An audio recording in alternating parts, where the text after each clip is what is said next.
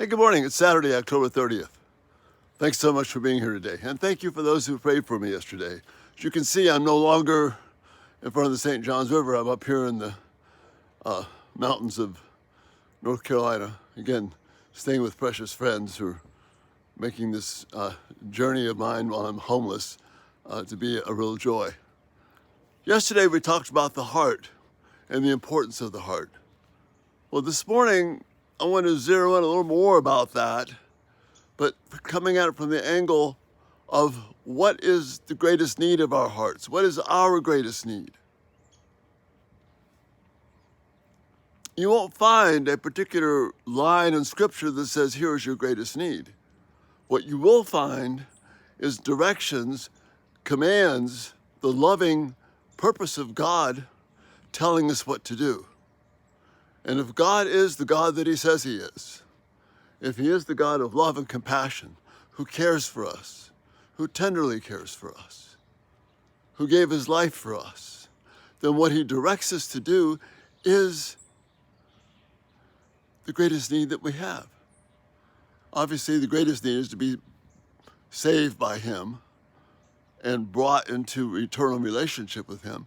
But once we're there, now what am I left with? So the Pharisees, the teachers of the law, were continually trying to trap Jesus by using the law against Him. The irony of that is super thick. The one who wrote the law, they're trying to trap Him. They didn't recognize that they're trying to trap Jesus with His own words, and it doesn't work that way. So they come to Him in Matthew's gospel. Matthew's written primarily to Jews to get them to wake up and smell the coffee. And they're frustrated with Jesus being able to dodge all their questions in terms of answering them properly and turning it back on them. So in sort of frustration, they pick a guy who they think is pretty sharp, and he says, "Teacher, which is the greatest commandment in the law?" After all, they had hundreds of them, and the ones they had added to the law, thinking Jesus won't be able to figure his way out of it. But Jesus just simply says, love the Lord your God with all your heart, with all your soul, with all your mind. There you have my greatest need and your greatest need. Once we know God, the greatest need that we have is to love God with all of our heart, with all of our soul, with all of our mind. In other words, with all that is internally within me, all the spiritual aspects of life, and every ounce of the thinking of my mind and my heart. See, the heart is, I've said before, is that person that looks back at you in the mirror. The heart is that thing that makes you uniquely you. It's only you and God know about this heart. Just the two of you. I try and be as open as I can to people that I care for, but I'm still, in some way, no one can really know my heart, but God knows my heart. But that internal thing within me, God is saying, the most important thing is for me to love Him. My greatest need, once I know God, my greatest need is to love God with everything that I have. Moment by moment, nonstop. Every thought, every action, every move, everything I do, I need to be about loving God. I need to about, as the Proverbs say, desire His presence so that I can reach out to Him and honor Him. Everything that I do.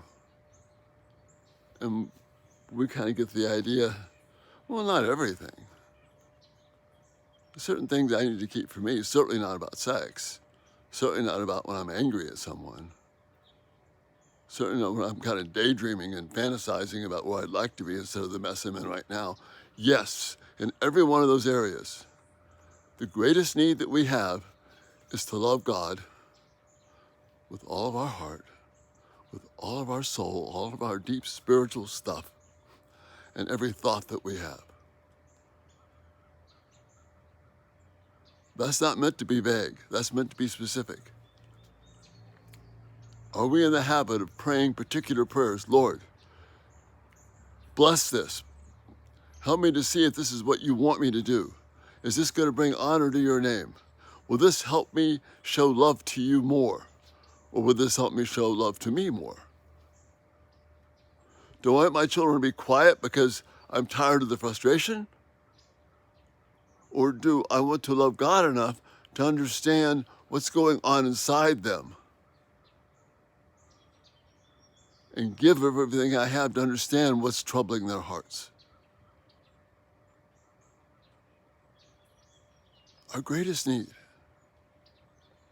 is to love God with that person who looks back at you in the mirror all the time.